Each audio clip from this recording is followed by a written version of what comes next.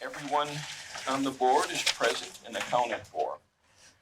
Would everyone please rise and so inclined join us as we say the Pledge of Allegiance? I pledge allegiance to the flag of the United States of America and to the republic for which it stands, one nation, under God, indivisible, with liberty and justice for all.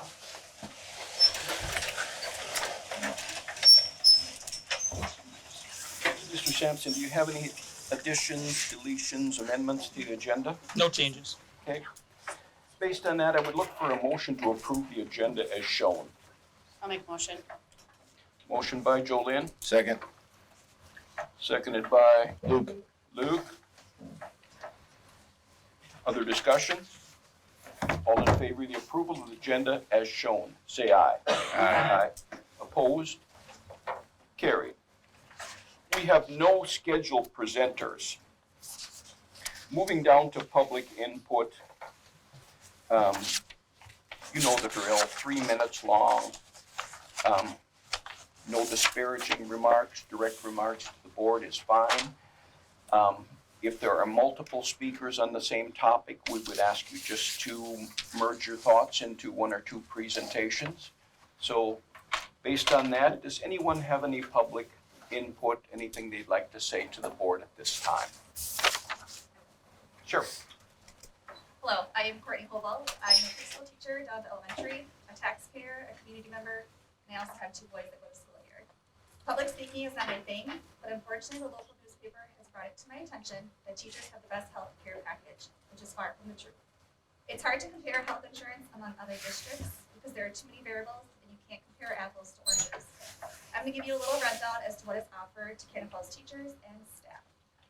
This past fall, I sat on the health insurance committee where we spent many hours pouring over several health insurance packages from different providers. They all had one thing in common, the price tag. Starting on January 1st, staff saw an 8% increase in their health insurance premiums, with a max increase of 15% the second year. This is all on top of the increase that came in 2023 of a 31% increase. At this time, 40% of the teachers who took the survey had left the school's insurance or do not take it at all. Single insurance can cost a teacher roughly $4,058 per year after the district's contribution of $909 per month. This price includes the deductible and the premium. A single insurer can elect to have up to $4,150 be put into an HSA account, but that is 100% funded by the employee, which would then bring the total up to $8,208 per year. For family insurance, it can cost a teacher around $24,000 a year after the district's contribution of $935 per month. This price again includes the deductible and the premium.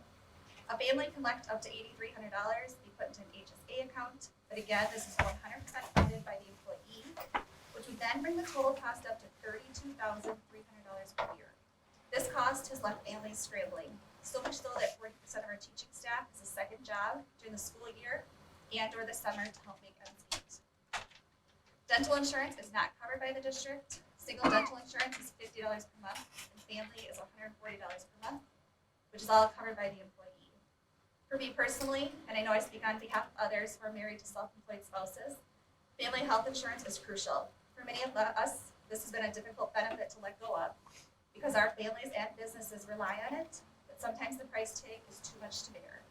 There's a lot of thought, number crunching, appointments with the accountant, calls to the baker, and praying that goes into decisions like this when your family relies on you to be working for this benefit. I hope I brought some clarification to an already complex topic and have made others aware as to what is offered for health insurance benefits here at Cannon Falls Schools. Thank you. Thanks. Does anyone else wish to speak? Yeah, I'd like to speak. I'm Michael Gunderson. This is my 37th year of teaching. I've taught in a self-contained classroom in 2nd, 3rd, and 5th grade. I've also taught physical science in the grade 6. I've taught for 3 different districts. I've been a head coach in 4 different sports. I have a master's degree. With all this put together, I still need a second job. When I was early in my teaching career, you figured out you need money. So I did the typical, hey, you're a teacher, you can paint houses. So I probably painted over 50 houses during my time. I worked a lot of basketball camps and stuff like that. And I think 50 houses is a lot considering that teachers get the summers off. I've done a lot of work in terms of trying to advance myself. 10 years ago, I invested in a master's degree. And like a lot of people in here, we have our master's degree, and that's expensive. You know, I think most of us probably took out a student loan. I was thinking, I don't have the money, but how can I make this work? How can I make this as fast as possible so that I can cover the loan payment? From the start of my master's degree to the end, I could do it in 11 months. And during that time, I was a full-time teacher. I was a head coach in 2 different sports. I was married, and I had 3 kids. Now, that's just what I had to do. Everyone in here sacrificed for their own jobs. And it all comes around to how do we generate more money? And you know that a teacher taking lane changes, you get a little bump in pay, which is obviously vital. We boost ahead till tonight, and like I said, this is my 37th year, and I also have a business I started several years ago. I'm a dog trainer, and I also breed Labrador Retrievers. That money is set up so that I can possibly retire with some form of comfortable living. As I mentioned, I've taught in several districts, which I think gives me a good insight into what is out there. There's a lot of great teachers in Minnesota. That's no surprise. They're right here, right now, but more importantly is the exceptional teachers that we have. And all parents want exceptional teachers, and we have a bunch of them sitting here right now. Now, how do we keep these teachers? It's fair compensation, and that's what we're asking for. We just want it to be fair. I mean, we've gone through the stories. If I taught here, I can make this. If I taught there, okay, yeah, I get it. We can't beat that into the ground, but we do want fair compensation. That's how we keep the teachers that are here, right? Because we want to be able to keep them here and also attract teachers in the future. And we've lost some good teachers throughout the years I've been here, and we want to be able to replace a good teacher with a good teacher as well. Let's compare. We can't do the Northfield Farmington thing, but let's do it this way. You've got Cannon Falls schools. They get together with Goodhue schools, and they have a baby, and the baby's name is Randolph. Okay, and Randolph has an amazing pay scale put together for the teachers. And if you don't know anything about it, it's I could go to Randolph and make $8,000 to $10,000 more. That's incredible. And what that does to their teaching staff, it raises the level. It raises the level of teaching and the excitement and the passion for it, because now they're getting a fair reimbursement, right? Now, they now have the power, right? They've got the power to attract new teachers. They've got the power to hold on what they've got. We don't have that. Everyone's right here. This is the exceptional teachers. They're going to go away one at a time. And it's going to be a gut punch when they do, especially when you hear they went to Randolph. So I think we need to continue working on a contract that is reasonable and fair. New families are looking for the qualified teachers, right? They're shopping. This is a competitive business. If teachers come here and say, hey, great facilities, and if they find out that there's something going on with the pay scale here, okay, that makes parents nervous. Okay, so if we can support what we have, we're not going to lose it, and we can continue to be one of the better small schools in the area if we just give a little bit and shoot for the state average. Thanks. Thank you. Anyone else wish to speak?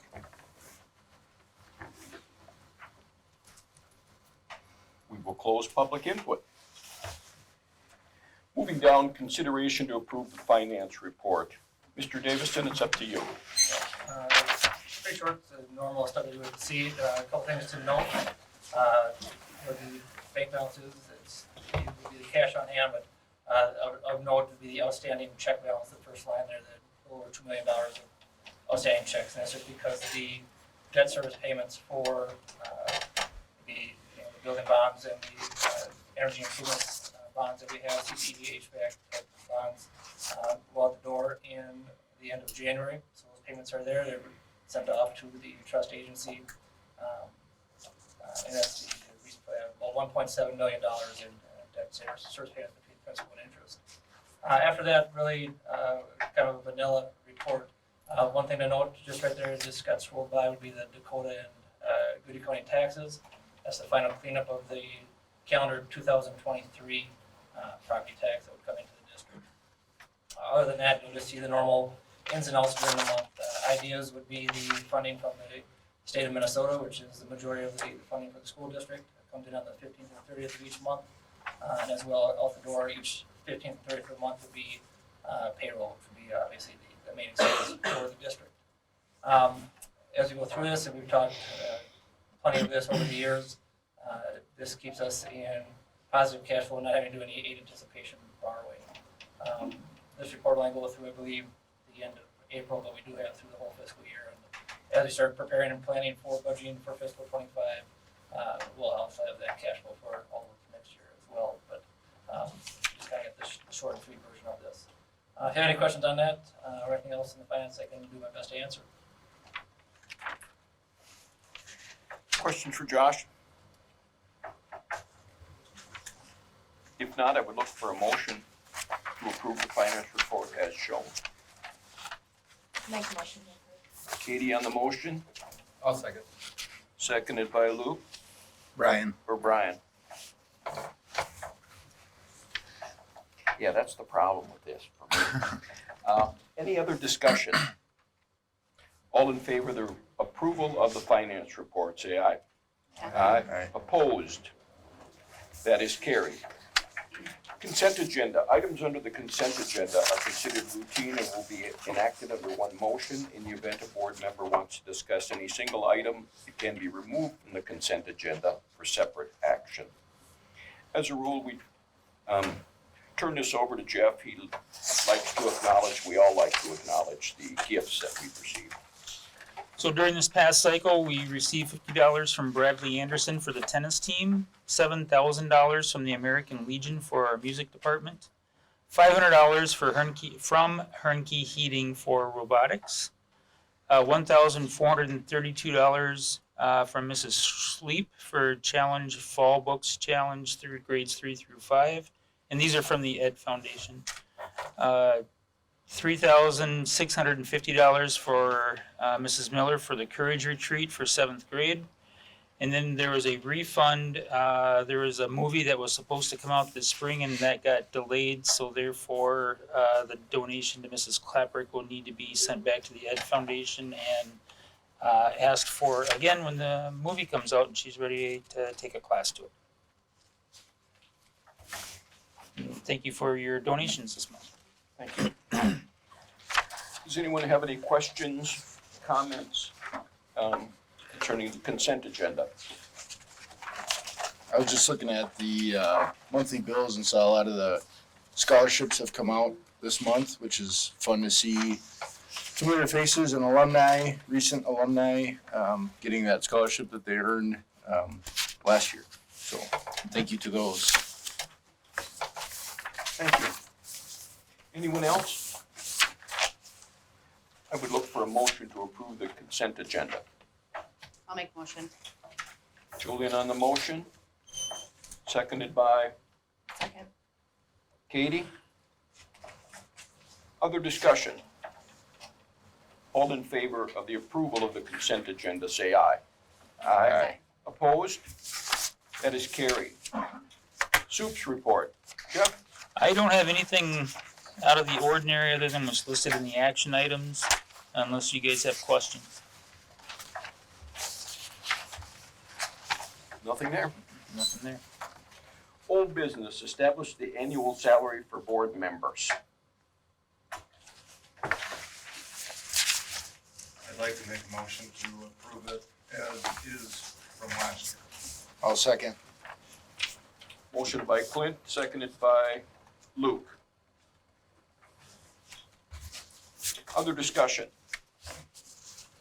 I'll throw this out there that we do have some historical data on at least a board member in past history that has said, I'd like to donate my stipend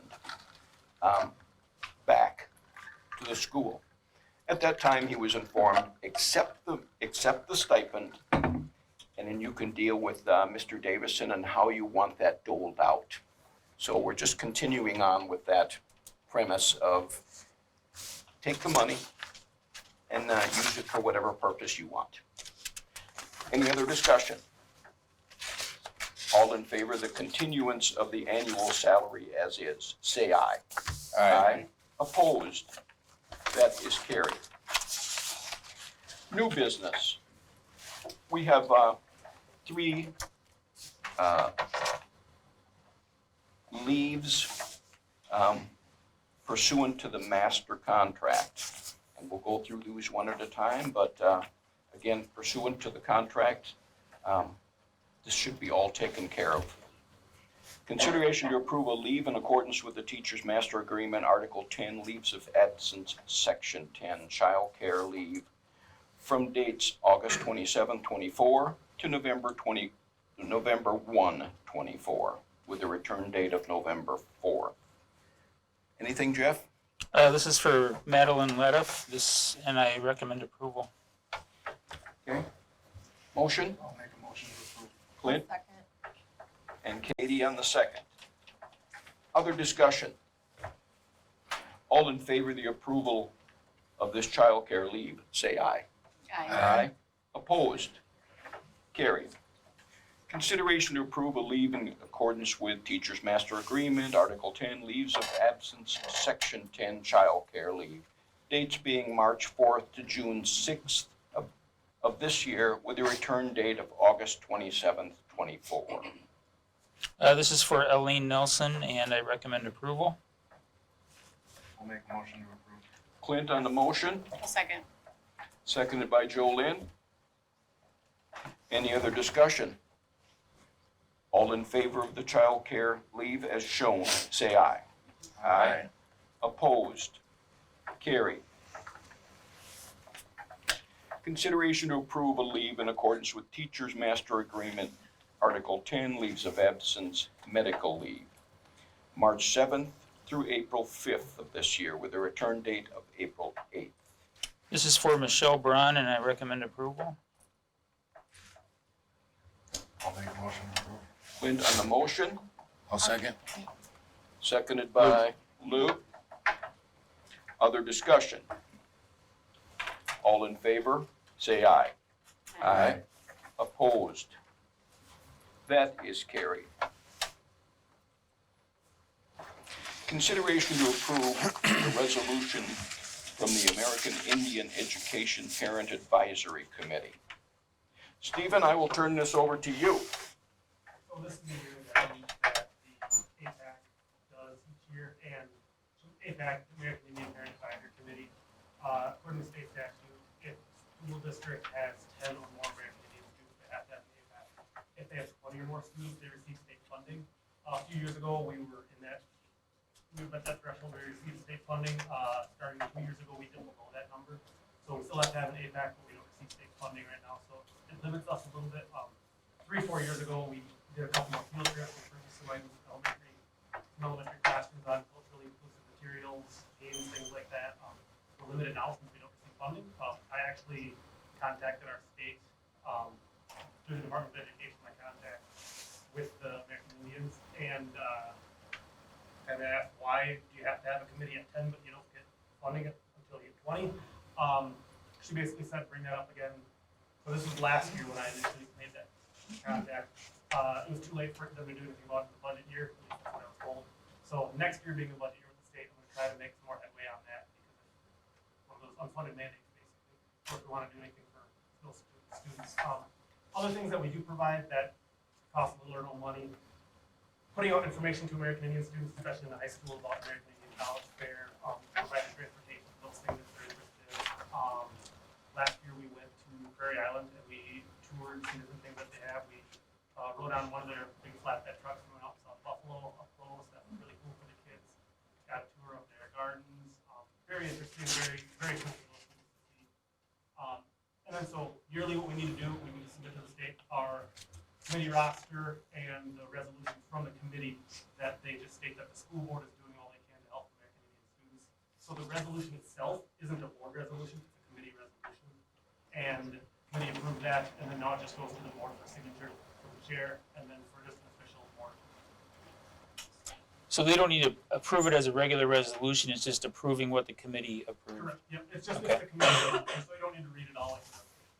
No resolution is what you're saying? No. In the past, we have had a board liaison. Do you recommend that? Is it? Well, so the way that the APAC is set up according to the state is you're not supposed to have any more. There's American Indian children's parents can be on the committee, American Indian high school students can be on the committee, American Indian community members can be on the committee. But if the number of non-American Indian children's parents and students is not a majority, then you can't officially hold a meeting. So right now, at this point, we can't have any more members. So, any questions for Steve? And I can go into that in more detail at some point if you want. There's some ins and outs of some of this stuff with the statute. So we're looking for a motion to approve the resolution from the American Indian Education Parent Advisory Committee. I'll make the motion. Jolynn? And seconded by who? I'll second. Seconded by Brian? Other discussion? All in favor of approving the resolution, say aye. Aye. Opposed? That is carried.